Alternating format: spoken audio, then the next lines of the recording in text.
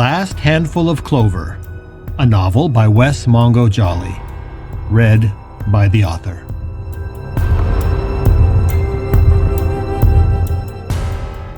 Book 2, Gifts Both Light and Dark.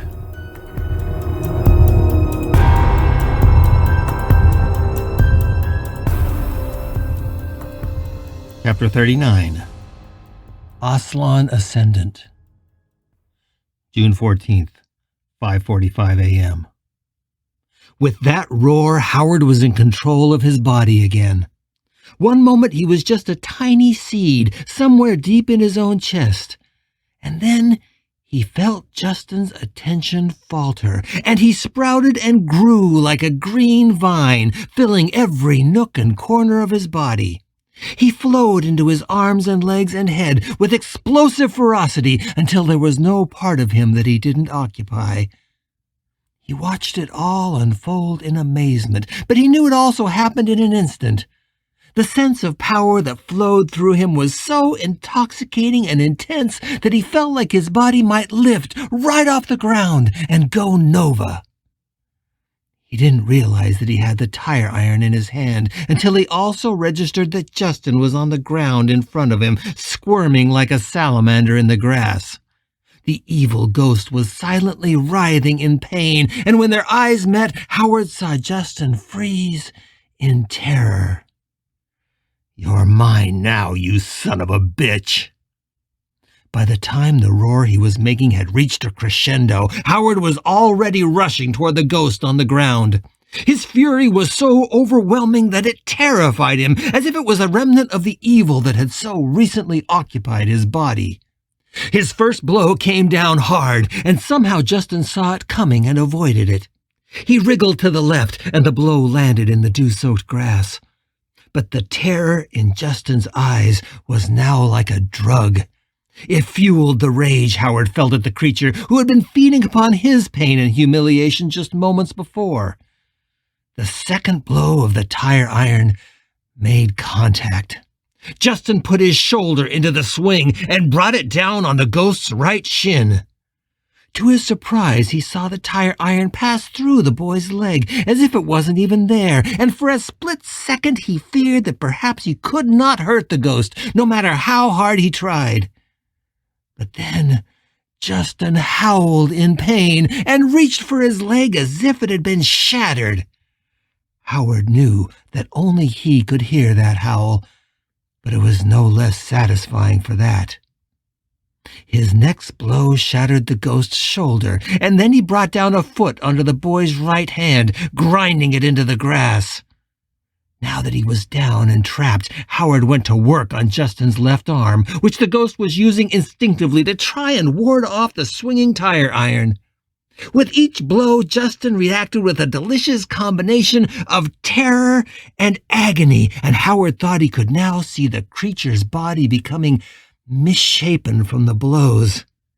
He already looked as if he had been hit by a train, although there was no blood staining his clothes, only his wretched, mangled limbs. "I'll kill you! I'll kill you! I'll kill you!" the ghost was screaming. "You're mine, goddammit! Get out of my body!" "It'll never be your body again, you fucking psychopath," Howard hissed, knowing it was time to end it. He stepped off the ghost's crushed hand, which Justin raised to his eyes in horror and agony.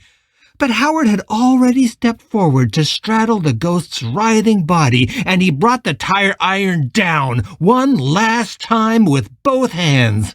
The weapon passed through both of the boy's raised arms, and then he felt it split the boy's head all the way to the grass.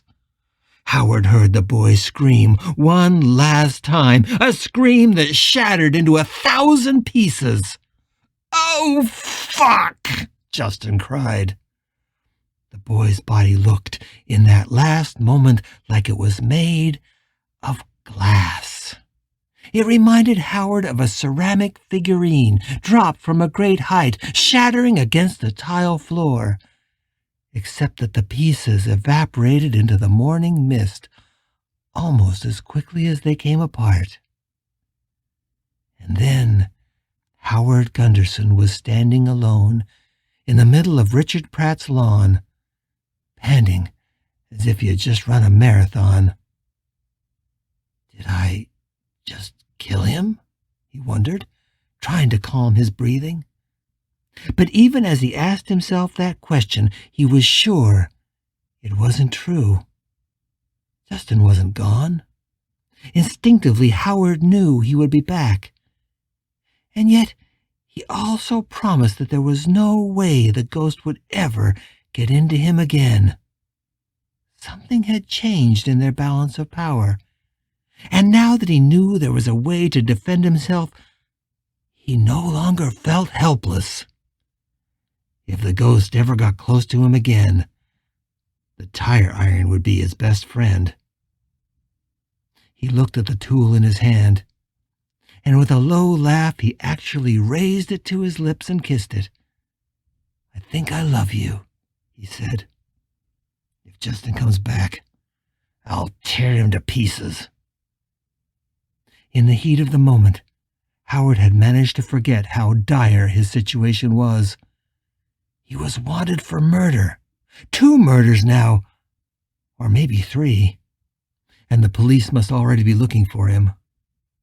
If they caught him, nothing he could say about malevolent ghosts would save him. He was going to have to save himself.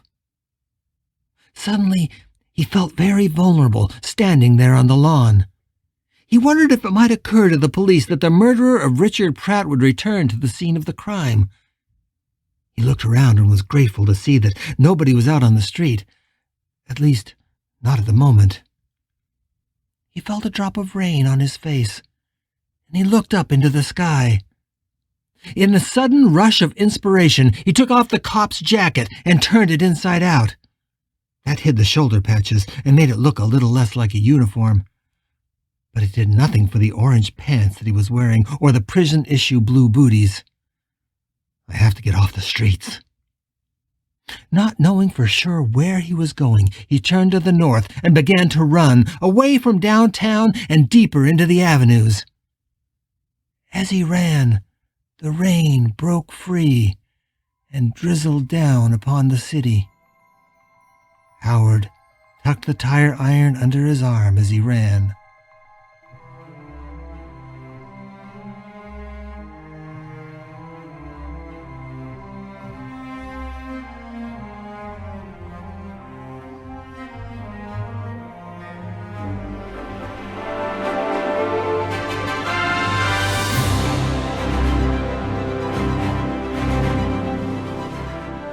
You're listening to The Last Handful of Clover, a novel by Wess Mongo Jolley.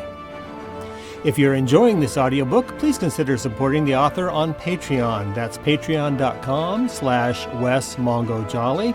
And for more information, check out the author's website at wessmongojolley.com. That's WESSMONGOJOLLEY.com. Thanks for listening and stay tuned for more episodes.